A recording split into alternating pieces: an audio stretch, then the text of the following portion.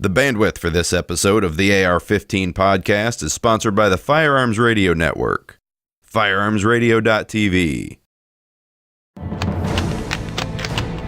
Welcome to the AR-15 podcast. This is the podcast about your favorite black rifle. This show is for you. Whether you're building your first AR or you've been building ARs for years, there is something we can all do to take our black rifle to the next level. You make this show possible by clicking through our Brownells and Amazon affiliate links.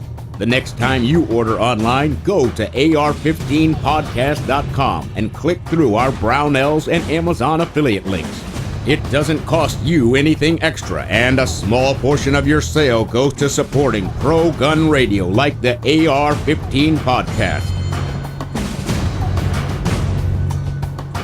Support the Firearms Network as a whole by pledging your support at patreon.com/FRN. So, welcome everybody to episode number 127 of the AR-15 podcast. I'm Reed Snyder, and I'm usually here with you as your senior host, and tonight I've got JW with me. Hey guys. So, as I'm sure you can tell, we have a new fancy pre-recorded, I think that's Charlton Heston with the voice, introduction for the show. So, bear with us as we figure out how to do all of this. But JW, why don't you get everybody caught up? Yeah, I mean, we've been through 4 parts so far on this building an AR-15 from scratch series, and we're just about there. I mean, we've got a functioning rifle. It's all torqued up. It's ready to go. But what's great about the AR platform is that you can accessorize it. So we're going to add some optics, lights, and we're looking at some other enhancements that you can kind of finish your build with. So that's what we'll be discussing today. So before we get too far into the show, I wanted to bring out some lower receiver parts that Brownell sent out. And for all of you guys listening, you won't be able to see the wonderful visuals as I hold these things up in front of the camera and try to get it to focus. But we're going to start with a couple of the really nice pieces that I like to use, and I just want to show them to you here. So we're going to start off with the ambidextrous safety selector from Battle Arms. And you know, Battle Arms has come to the table with a new lower receiver that is just stellar. But the ambidextrous safety selector for me is really an awesome piece of accessorizing. If not only because it's ambidextrous, but because there are a wide selection of paddles. So it's not just the paddle that they make for it. It's about 7 or 8 different kinds of paddles. So I pick the ones that I like for my hand, which operate best with it. They also have the enhanced takedown pin set, which is, I think, from my perspective, a much easier to handle set of pins, simply because the way they've machined them, you really can kind of get some purchase on them with the tips of your fingers when you're trying to pull the pins and get your rifle broken down. For sure, it kind of depends on which build I'm picking up, but some of my takedown pins are just crazy tight. I got to pound them out with a 5.56 round, basically. Other ones just pop right out, and so if you got something like that that you can really get some meat on, that's not going to be an issue. Yeah, and you know what? I think that there is some extra quality. It's an aesthetic that you add to your rifle when you put these nicer components on it, because while the standard lower parts kit will get the job done, it gets the job done with the bare amount of aesthetically pleasing components. So here's another one that I wanted to add. This is an enhanced bolt catch from Seekins Precision, and Seekins makes a wonderful set of receivers. But what they've done with this bolt catch is kind of filled in the little spot on the bottom of your bolt catch, which I think adds a little bit of purchase to it. And for me, being a lefty, I rely on my right hand reaching over and having a little more surface to touch on allows me to operate that bolt catch when I'm trying to lock my bolt to the rear. So I think I like that probably better than the standard bolt catch because it's got a little more surface area. And this is an oversized mag release. And, you know, I kind of have a little shorter finger than, I guess, the average guy, because it's a little harder for me to get my finger up on the mag release when I'm shooting right-handed. And when I've got my thumb going back, I like having that big piece of real estate to lay my thumb into and drop a mag. This is something that's being marketed on the website new, which is basically a ALG defense trigger, ACT trigger with a lower parts kit. And so for me, I do like the ALG parts and the triggers because it's a Brownell, not a Brownell, it's a Geisley product. They're related to Geisley, and they have the same kind of quality that we find in all of the other Geisley triggers, but at a much more commercially viable price tag. So you're getting that middle of the ground, awesome quality, mil-spec style trigger, and you know, I've just had nothing but good results with it. So that's kind of the bag of awesome parts that Brownells has sent out for us to show you. We're going to be putting those into a lower receiver so you can get a sense of how they're going to go together, and we'll kind of talk about any hiccups and added things that come to mind when we get around to doing that. But I guess with that, JW, you want to trudge right on into building an AR from scratch, part 5? So part 5, we're putting all this together. Like I said at the top here, the great thing about the AR platform is how easy it is to accessorize. It's a modular system, so it's not like there's only one or two choices for, say, a rear sight that you've had to drift out the factory one, and now you've only got a couple options to put something else in. Picatinny, M-Lock, Keymod, they all give you just limitless options for customizing your rifle to fit you and the application that you're going to deploy it in. So I guess let's start off with iron sights. This is Reed's absolute favorite subject. Sometimes if you see this written out online and you see BUIS, it's like buoys. What the heck are buoys? Like, why would you want buoys on your gun? That's what we're talking about, is backup iron sights. So what are some of the options, Reed? We know, of course, these are all things that are driven by what we've done to build our rifle. So I'm going to kind of start with what happens when you have a rifle that has a front sight base on it already. Well, then all you're going to need is a rear backup iron sight. The great thing about what you're going to find in the market is most every combination that is matched will sell, and probably predominantly sell, the individual parts separately. So it's not like you have to buy the combo pack only to shelve the front sight backup iron sight, because you've already got the front sight base. Now you've spent twice the money and you get half the enjoyment. So really, when it comes to rear backup iron sights, I think the only thing that you need to consider is whether or not you're going to be satisfied with just windage adjustment alone. Now, with a rear backup iron sight, there is a growing number of options that allow you to adjust for elevation.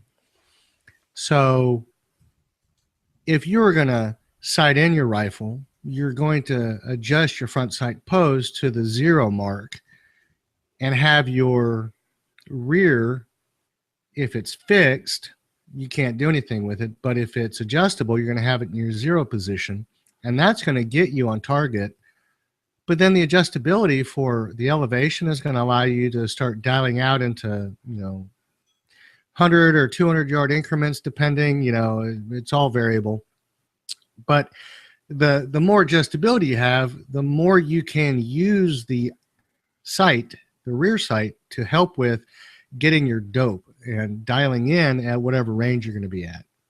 So, of course, the old tried and true is Kentucky windage, which is what you're going to be relying on if it's not adjustable for elevation. You're going to basically hold over to get your bullet to drop in where you're sighting. Yeah, I don't know how many times I've tried to help guys zero in their new guns at the range, and of course nobody has a front sight tool, and so we're trying to jam in bullet tips and knife tips and all sorts of stuff so that we can adjust that front sight. And if it's built into the rear, then it's a little quicker.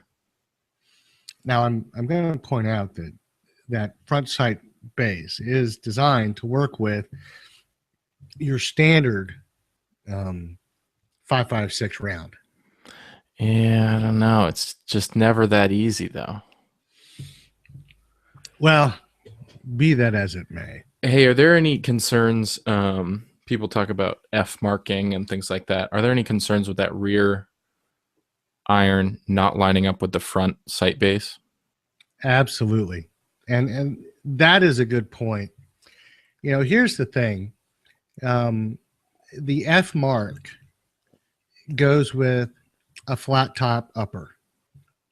So if it is an F marked front sight base, it's going to work with any flat top upper. If it is not F marked, it's going to work with your standard A2 carry handle upper receiver. So I'm looking at my front sight base here, and I don't see an F. But that's probably good because I do see a carry handle. Ta-da! Yeah. And not a removable one. Your carry handle is milled into the upper receiver, which is, in your case, the standard A1 form rifle. But, of course, my original experience was with an A2. Still the same proper consideration. So here's the thing. With a non-F marked front sight base, you can swap out the post for a taller post. And I believe, and I'm sure if I'm wrong, somebody please correct me, but this is just from the recesses of memory. I think it's 0.270 inches is the F marked. And I think that 0.310 inches is the replacement post. So that raises the level of your front sight post for use if you do not have an F-marked front sight base. That's a good point. Combination backup iron sights where you buy the front and the rear either as a package or at the same time. I will tell you that I have come across like ARMS rear sights. I believe have some difficulty if they're not mated with the proper front sight. We came across this in our giveaway build, but we had an ARMS rear and an ARMS front, and so they mated together properly, so no worries. I would just tell you to beware, read the directions, and get matched sets of backup iron sights. If you mix and match, you run the risk that you're going to run afoul of some engineers' choices that aren't clearly obvious on the face of the sight itself. And there's nothing more frustrating than knowing you should be zero, but you're not. So just keep that in mind. When that's obviously if you've got some real estate up front. Yes, you can put that front sight on. And that does bring to mind the thought that if you are going to try to put your front sight on a gas block rail that's not the same height as your flat top rail, or You're going to put it on a piece of handguard rail that's not the same height as your flat top rail. You're going to be out of adjustment. You're going to have some problems there. So it all goes back to what your choices were when you built the rifle as to what you can do at this point. So there's some spacers and things like that you can solve those problems with. I would not say that. I've run into it and used them for choices. Flashlight issues where I wanted to get a flashlight a little further away, and you'd have to check the dimensions, but there's some kind of male to female Picatinny risers that might solve your problem. But I'm telling you, it's hard. That's a few and far between solution. If you find one, let us know. We'll point it out to any of the listeners. But I mean, I've had that problem. I've had to go back and rethink a build. So, front sight posts are another thing that you can customize. I don't know if you're going to be able to find any of those replacement front sight posts for the backup iron sights that are your removable. However, you can find them, and I think K&S makes a set for a standard front sight base. My eyes are getting old, so I started looking at the front sight, and it would be real nice if I had something that was more distinctly shaped than just that block, square end. So something that's finer, smaller. They have round ones of varying dimensions. They even have some that are little spheres with crosshairs in the middle. They get pretty advanced. Yeah, some manufacturers use tritium or fiber, or even just painting. And so there's some customizability there in the front sight, even if it's just a fixed FSB. So I think with that, let's go ahead and turn to optics. And I want you all to know before we get started, this is not going to be our 2-hour optics extravaganza. We're just going to kind of roughly go over some broad topics. We may very well revisit this at a later time. I know we've been talking to a couple of optics companies about coming on the show. What was that? US Optics and Vortex? Yeah, so, I know we both had good times talking with them at SHOT. So keep your fingers crossed. We're going to try to get them on. Yep.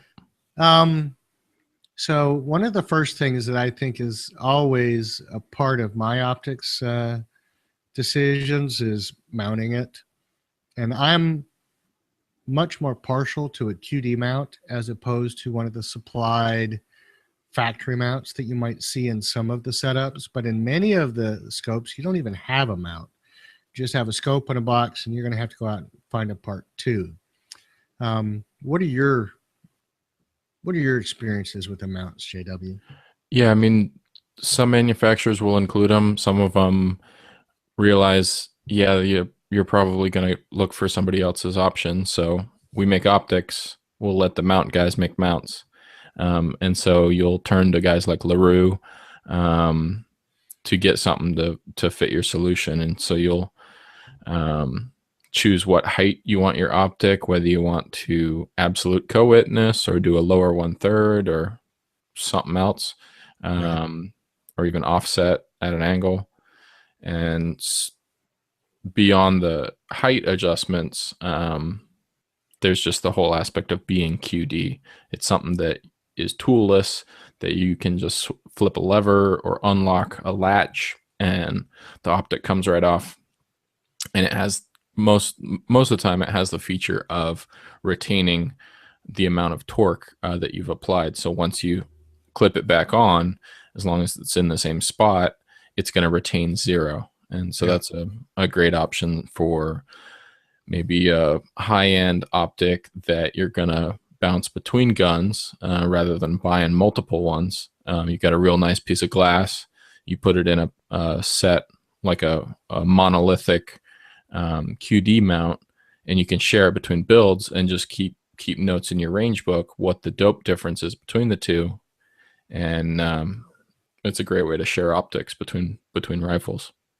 I think another thing to point out is that from time to time, your optics choices are going to plant an optic in a way that's going to obscure your ability to use a backup iron.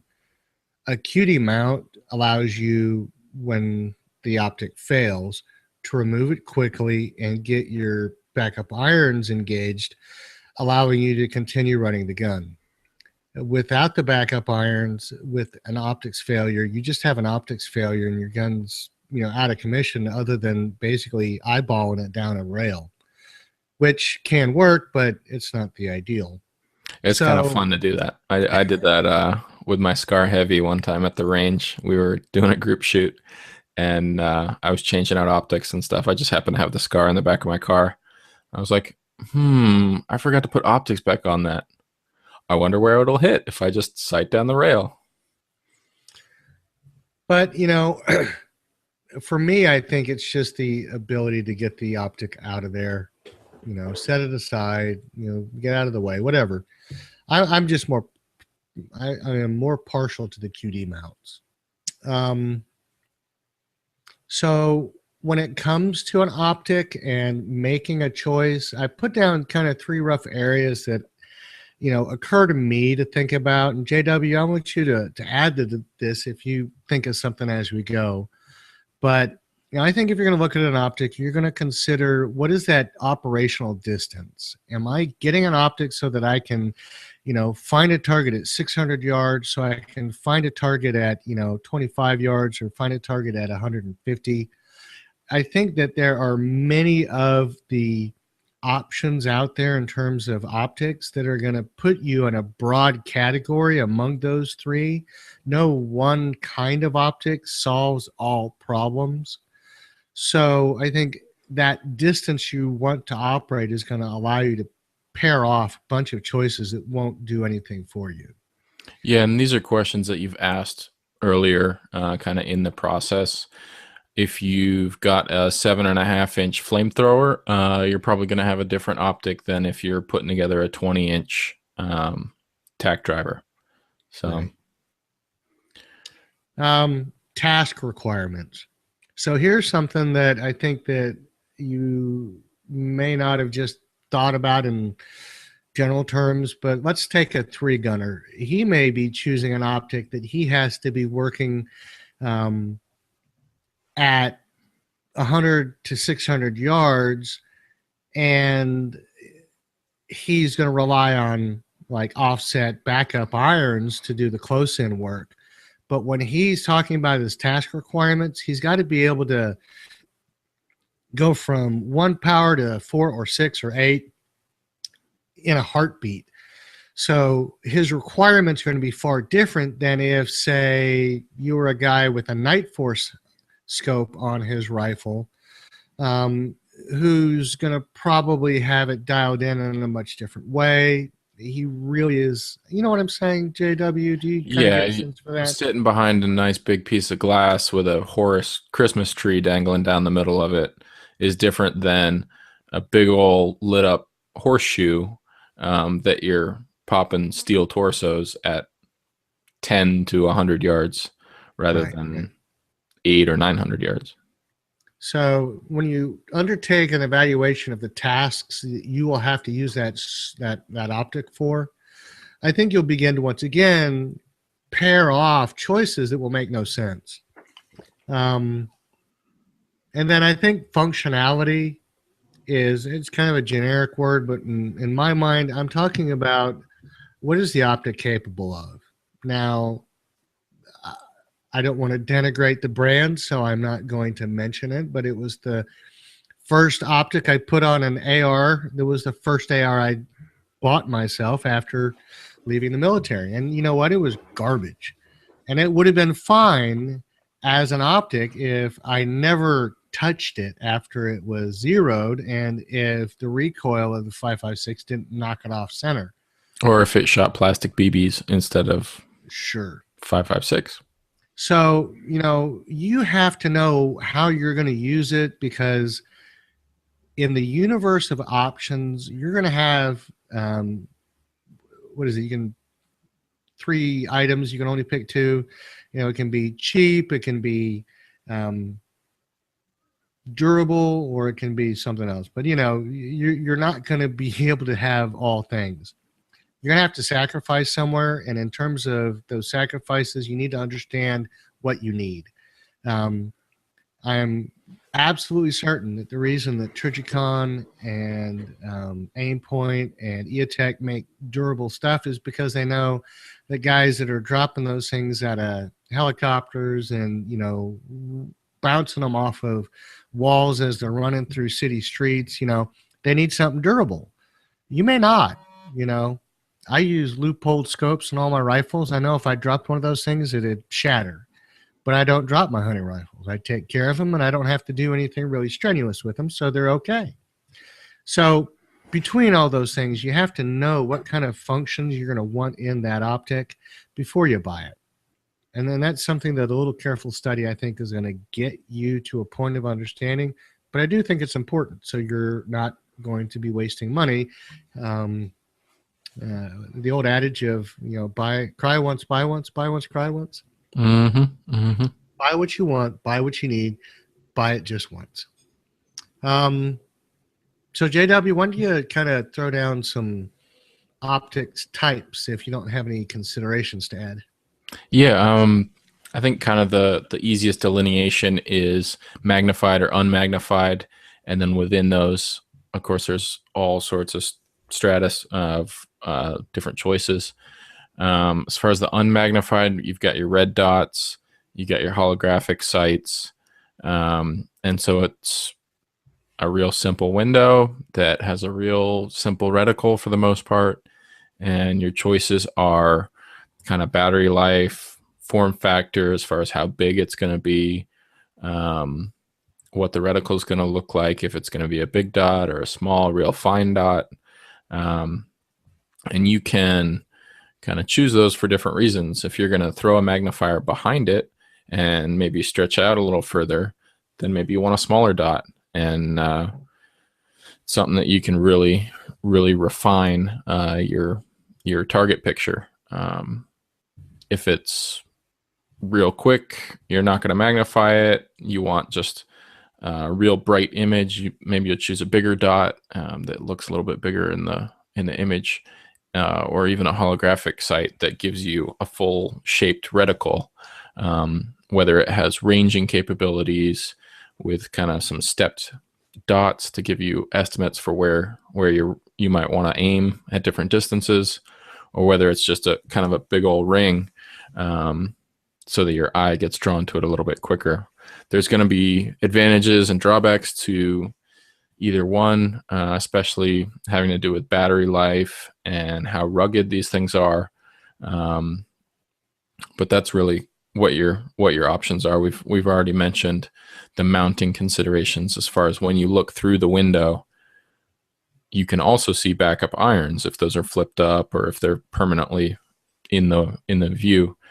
You can choose whether you want your dot to be co-witnessed or right in line with the sights, or if you want the iron sights to ride down a little bit lower in that window by lifting your red dot up. So those are just some choices for the unmagnified stuff. When we step into the magnified realm, talking scopes that have either a fixed power or a adjustable variable magnification. And we can, and we have talked for hours about optics and scopes. And so take a look at those shows, download a couple, listen through them, and see what is going to make sense for you, whether you're wanting to do the shorter range and be able to zoom from like 1.5 power up to 6 or 8, or if you want a more traditional 3 to 9 power that you might be used to on your hunting rifle, or if you're stretching things out and it's a real precision build and you want a 5 to 25 or something like that. There's going to be specific features that all of those ranges offer, whether they are illuminated and the reticle will light up if it's dark, or if you want something just a little quicker for your eye. There are different reticle choices, whether it's mil dot, whether it's got a whole big fancy Christmas tree to range off of, or whether it's just a fine pair of lines, just the regular old crosshairs. There's going to be choices, features, and you're going to have a whole lot of options to choose from nowadays. It's not like there's only one or two manufacturers anymore. There's a lot of guys that have gotten in the game, and I think the competition has really brought some really cool options to the table. Guys are doing things optically that just were not possible 10 or 20 years ago. So, I think the next thing that I think bears mentioning are some of the excuse me, some of the accuracy and reliability enhancements that are, relatively speaking, pretty inexpensive. So, JW, have you ever heard of the wedge? Yeah, that like squeezes your upper and lower together a little tighter.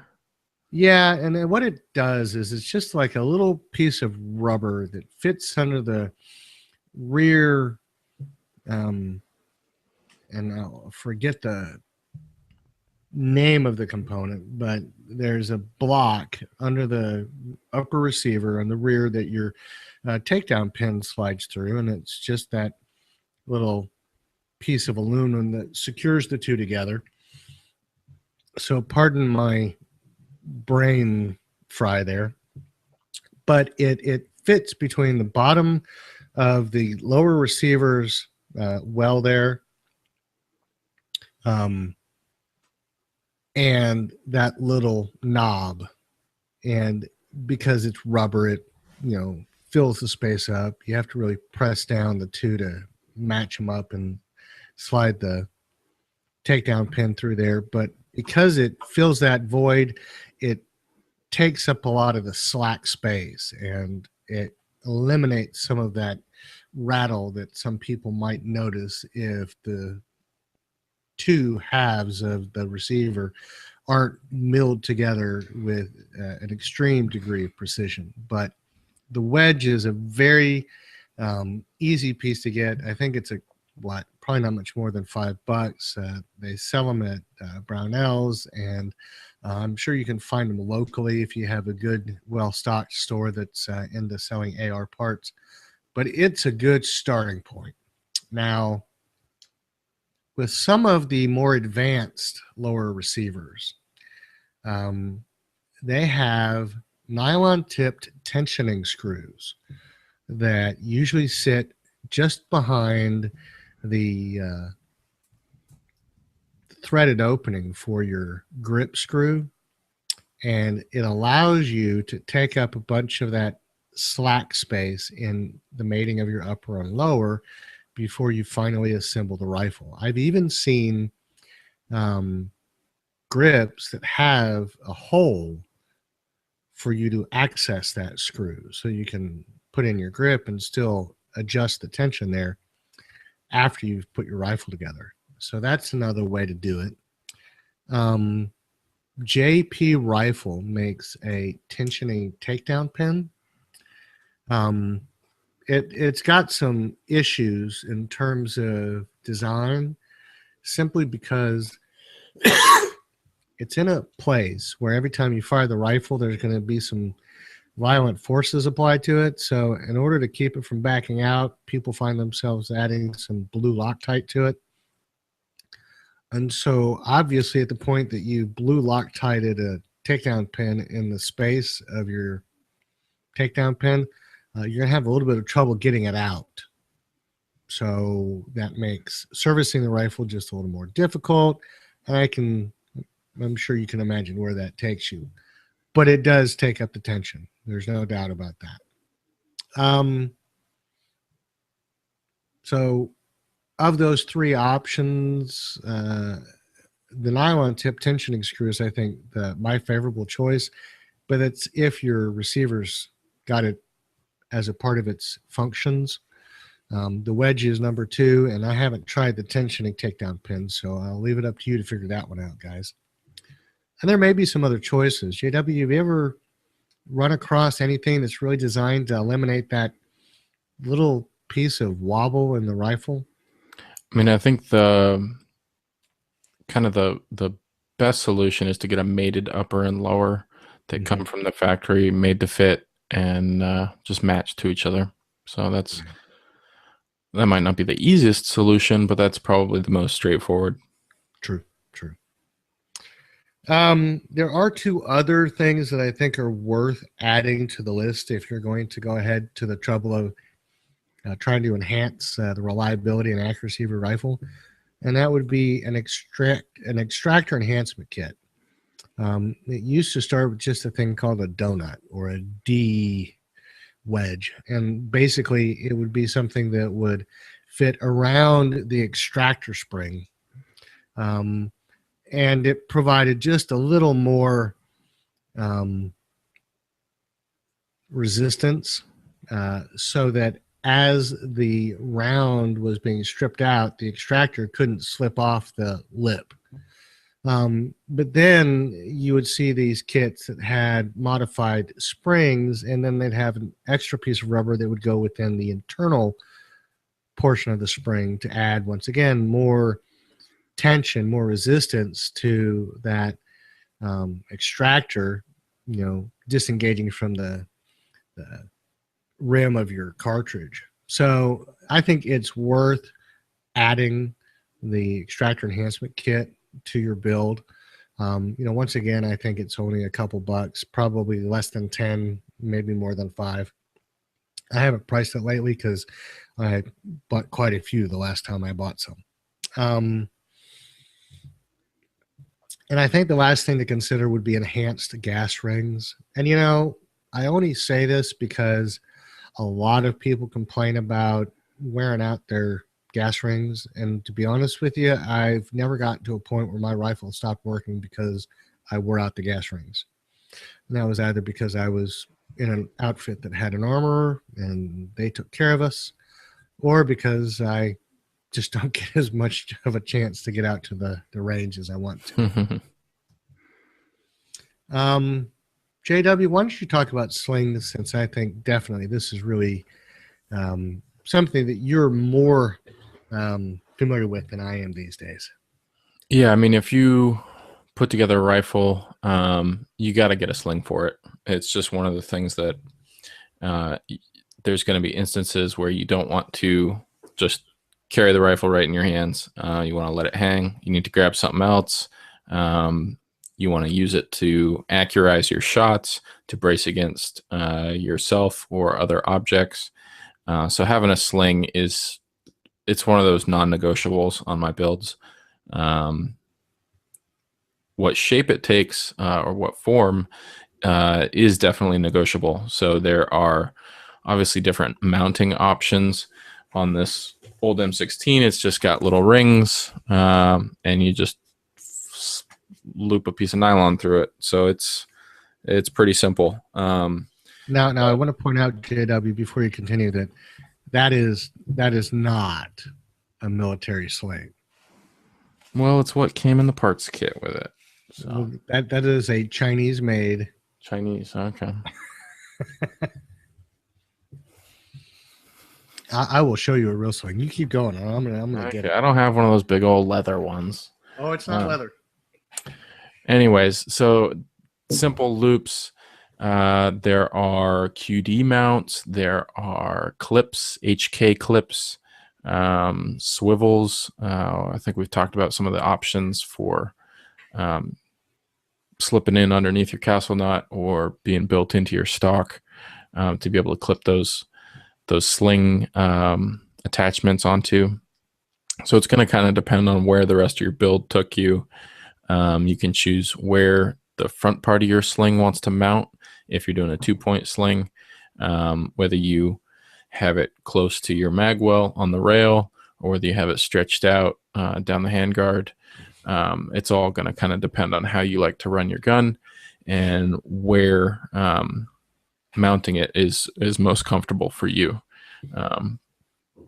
We've talked about the differences between 1 and 2-point slings, basically whether it's going to hang from like a loop of sling attaching to the gun in 1 point and it'll kind of flop around if you're running, or whether it's going to attach to the gun in 2 points, spread out a little ways, and when you cinch it down, it really snugs up to your body. So there's some advantages as far as mobility, being able to move the gun from shoulder to shoulder versus having the gun impede you if you're trying to move around.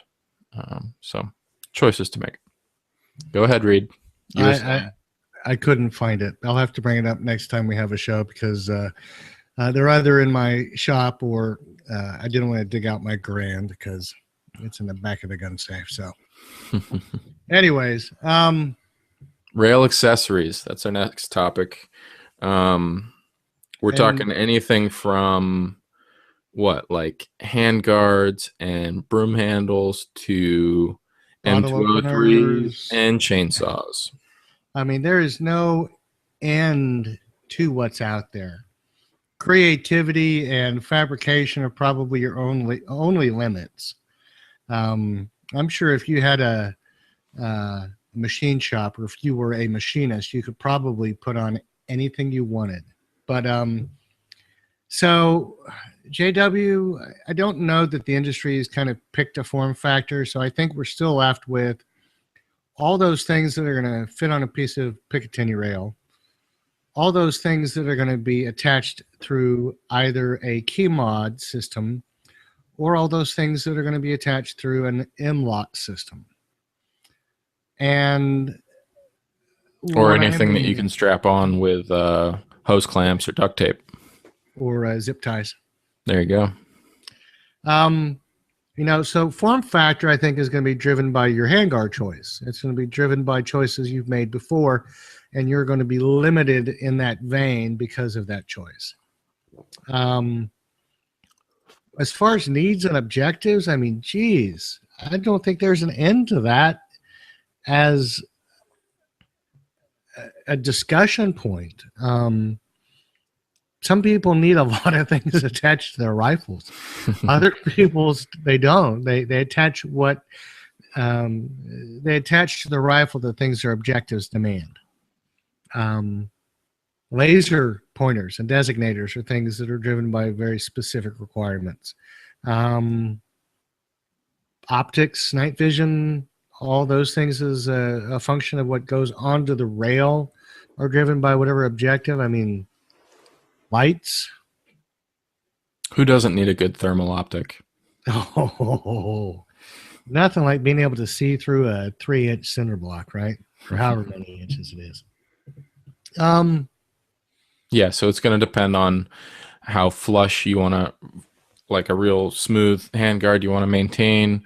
If you want to really dangle some jewelry off of it, you're going to choose a handguard based on what sort of mounting system you want.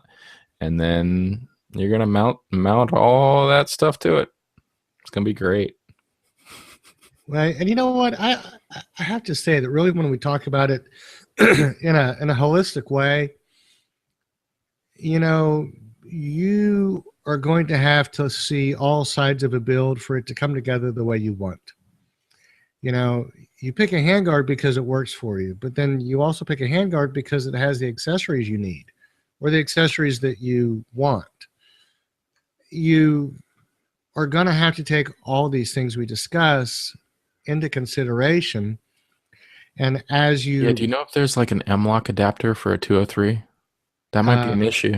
There are M-LOK adapters for a key mod. M-LOK to key mod? No, yeah. The piece attaches to your M-LOK and has key mod in it, so you can dangle whatever key mod accessory you want off of M-LOK. But how do we adapt that to what a 203 attaches to? Well, since the 203 attaches to your barrel, I don't think you have a problem. Yeah. Now all you need is a handguard that has the removable lower half. That's like the next thing I've kind of been contemplating is 37 versus 40. And no question we'll talk about all. 40. Yeah, I don't know. And then I could reload for it. Oh man. We'll get into that later. All right. Okay, so one of the huge things that you're going to attach to your rail, importance-wise, is a light, and or many lights, many different kinds of lights, backups to the backups. So Positioning is going to be really important, whether you're lefty or righty, whether you want your light on the top of the rail, the bottom of the rail, at an angle, what kind of light you're choosing, whether it has those mounts built in, whether it needs to have an external mount. There's a lot of choices. So something like a light, I heard this weekend from an instructor that knows what he's doing, that the flashlight is a replacement to the sun. So what you're doing is simulating the sun. You can't see, and so you want to be able to see. So you turn your flashlight on. And so you want a flashlight as bright as you can possibly get. You want all of the lumens, and you want them on quickly and simply. You don't want some fancy computerized mechanism that you need to activate to access all of the lumens. You want something simple that goes on, goes off, and if you're getting real fancy and you want to turn it into a disco party, you could add a strobe feature. I'm not going to steer you in that direction, but it's out there. So now, what if you decide that you're going to go with NVGs and you need an IR flashlight? Well, you can do that too. You can either throw a cap over the top of your old school incandescent, or you can get one with a switching head, or I don't know, just carry some of those floodlights that you hang in your backyard for your deer cam. You could just carry some of those on your plate carrier and just light up the whole range. But yeah, there's definitely some considerations when you're choosing lights. Go towards one of the big companies, the Surefires, the Laser Devices, guys like that know how to make lights, because this is something that's under recoil. It is something that you are depending on if it's dark, and you don't want it to fail. So absolutely. Now, I will tell you, just to interject in here, as far as lights, the most awesome light I have ever seen, I believe it was a Surefire light. It was part of a crew-served weapon. I think it had somewhere in the range of 27,000 lumens. Yeah, probably the Hellfighter or something like that. Yeah, Hellfire, yeah. Yeah. Hang that off your Glock. There you go. That's some light. Of course, you have to have a vehicle or a big giant battery with you. I think when it comes down to it, that's going to be the last pieces you're going to look at when you're wrapping up your build. Of course, there are some other things that you need to take care of, and we're going to cover that in part 6, which will be our final part. But you're going to want to take this rifle and you're going to want to function test it. You're going to want to make sure that you have addressed all of the considerations which will attest to its safety and its ability to be operated safely, so that you can take it to a range and ensure your safety as well as the safety of anybody else that's at the range with you. You're also going to want to be able to sight it in so you can hit the broadside of a barn. You want to be able to understand how it works in a very real way, so that you can do things like clear jams, understand some of the basic troubleshooting you're going to have to do. And I think these are all going to be things worthy of a complete episode. I hate it when jam gets into my chamber, when I'm eating a nice bagel with jam all over it and it's just dripping into the chamber. And that's why they invented dust covers. Stoner called it a jam cover, but they laughed at it. Yeah, we've got some feedback from our listeners as far as other specifics that we could get into. When you're building an SBR, what are some of those unique choices that you need to make, some considerations that are going to be a part of that picture? Or if you're stretching it out and doing a specific long range build, I think there's definitely some interest from guys for putting together a hog dropper if you're trying to bring some pig home. As far as caliber choices, as far as setting it up to hunt at night, There's some fun stuff that goes into those builds. And then there's all the wacky calibers out there. So there's specific considerations that need to be made if it's a little more complicated than just changing out a barrel. Blackout makes it easy, but some of the other stuff might need a dedicated bolt or a dedicated mag well, a whole different lower to be able to fit that ammo up into the gun. So there's some considerations definitely to keep in mind with the different variants of the platform offers. So those are things that we're going to keep in mind and try to cater some shows around here in the coming months. So keep your eyes open for that. With that in mind, do you have any takeaways for tonight, JW? No, I mean, this is what makes the AR platform so fun. Not everyone looks exactly the same, and you can customize them. There's so many companies out now that are doing just that. They're taking their good ideas, their stupid ideas, their all sorts of ideas, and coming up with ways that you can modify, improve your modern sporting rifle. So take advantage of that, shop around, take a look at galleries of what other guys have done with their builds, and think about those reasons and the motivations for your build and how that can inform what you choose to strap onto the top of it. And, to just kind of springboard off of that, it's probably that very same huge universe of choices that make the AR intimidating for a lot of you guys.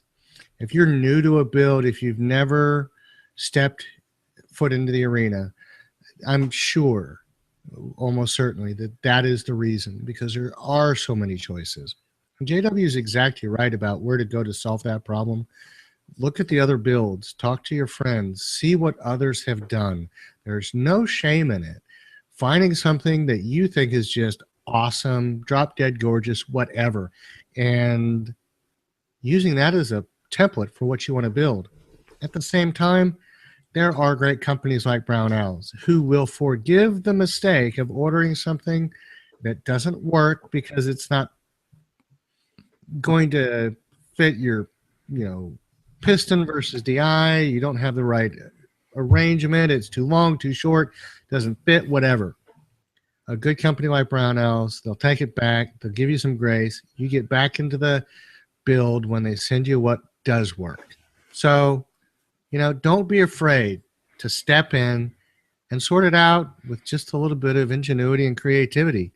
Any of us can do it. And if you've never done it before, I guarantee you can do it too.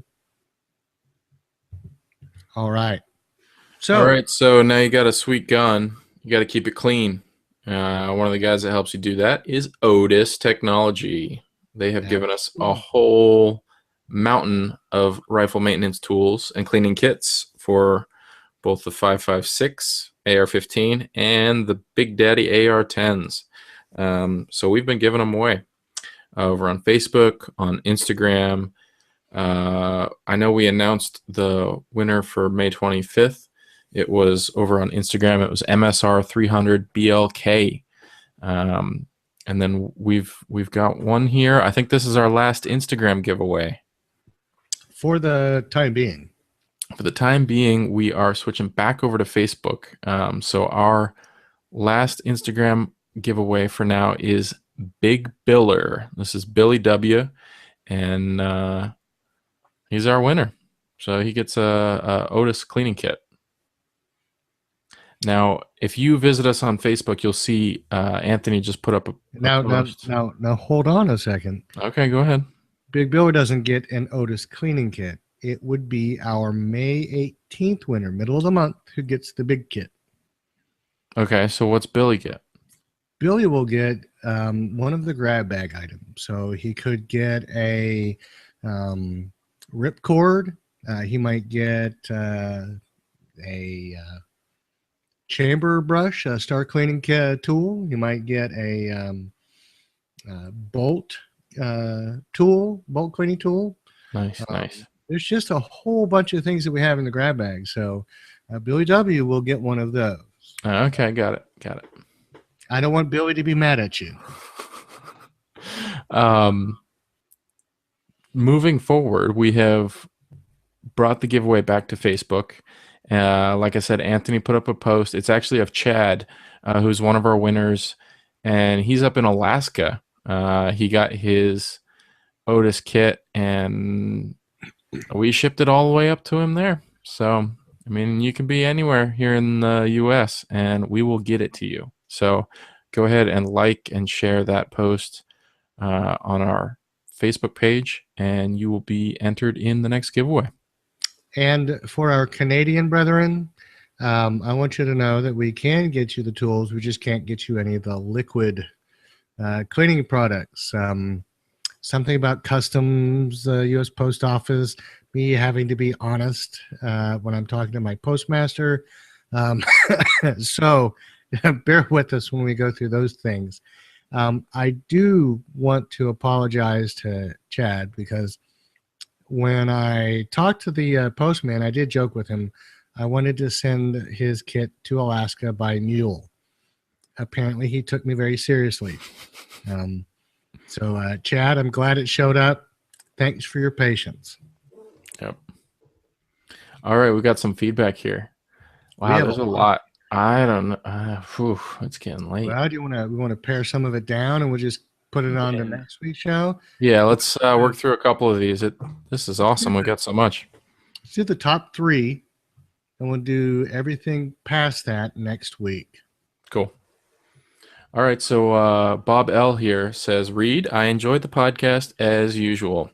I thought I would add that the gas port length is really a function of a needed pulse width in order to cycle the BCG. For the 223, it's about 7 or 7.5 inches measured from the gas port to the muzzle. This is the time that the system is under pressure as a bullet passes the port until it exits the muzzle.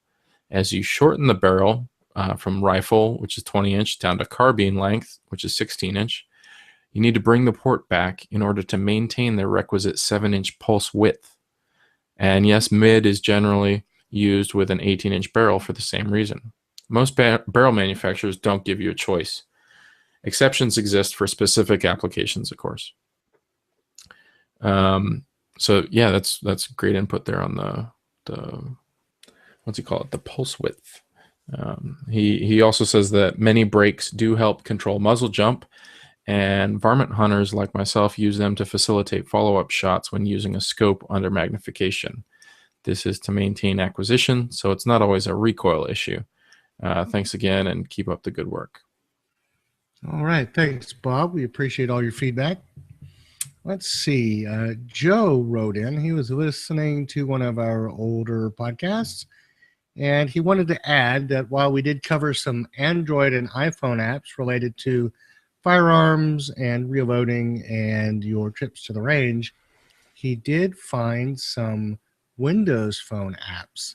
One is a firearms record-keeping tool.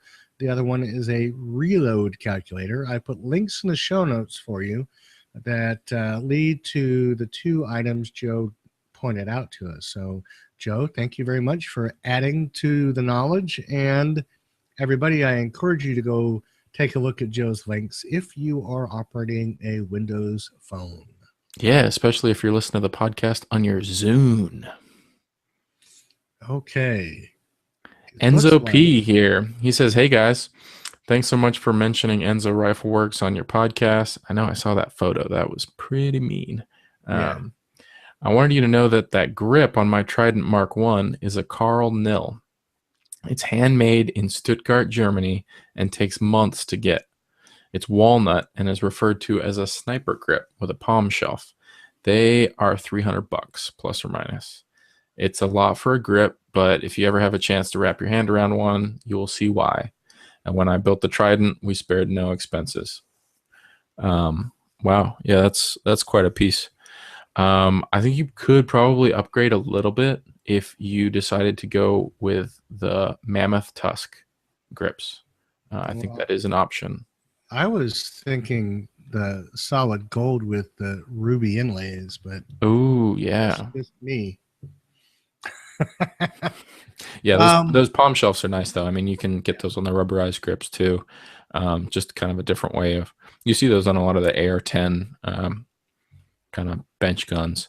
Yeah, I've seen one that I thought was an ergo grip, and I could be completely wrong about the manufacturer, but I know it's out there. It's not as nice and it's not as customized as the one that Enzo pointed out to us. And you know what? Enzo was really nice, very gracious. He wrote in and we exchanged a little bit of email. And, I'm telling you, it's just a beautiful rifle that he put together there. So, Yeah, sometimes people aren't looking to pinch pennies on their builds. They're actually trying to make some what some people would call works of art, and I think that's where a lot of his customers come into the industry at, as far as sparing no expense and really putting together some impressive tools.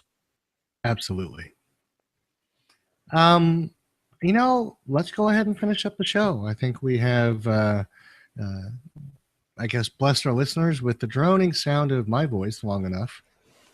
Although, was it Josh who talked about your dulcet tones, JW? Talked about mine. Yes, your dulcet tones. I think were the very words he used. Oh, Josh.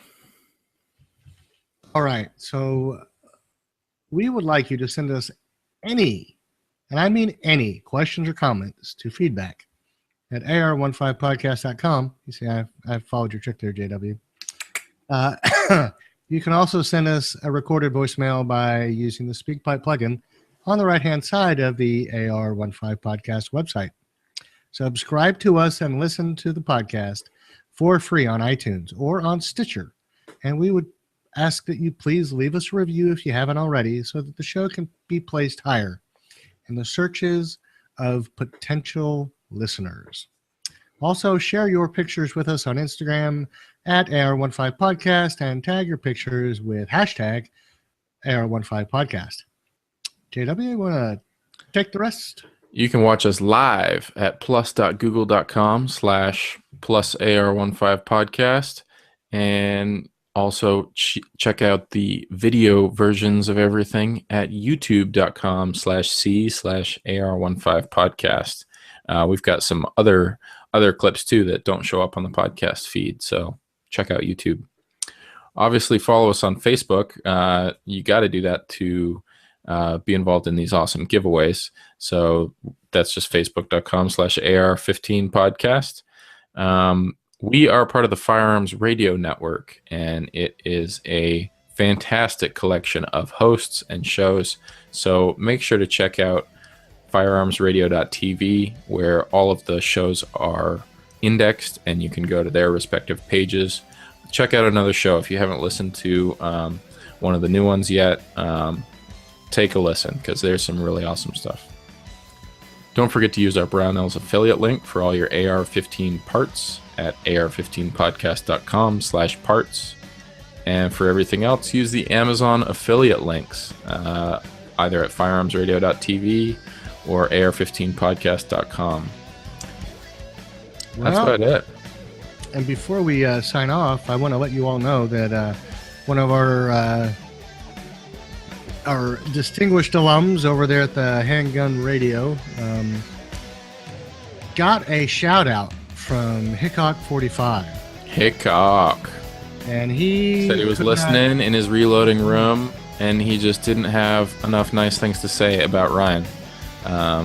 Squared away guy, loved what he had to say about handguns. That was high praise from the old Hickok 45.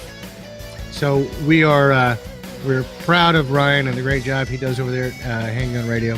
So if handguns are a part of your firearms addiction, as they are mine, listen to him. He's got some good things to tell you. For sure. JW, I think that was an awesome show for our new intro, and listeners, please bear with us as we figure out how to incorporate our new intro into the way we do things here. 126 episodes, and they change it on us all of a sudden. What is that? So everybody have a great week. We will talk to you later, and we'll bring you some final thoughts on your build in part 6 next week. Have a good night.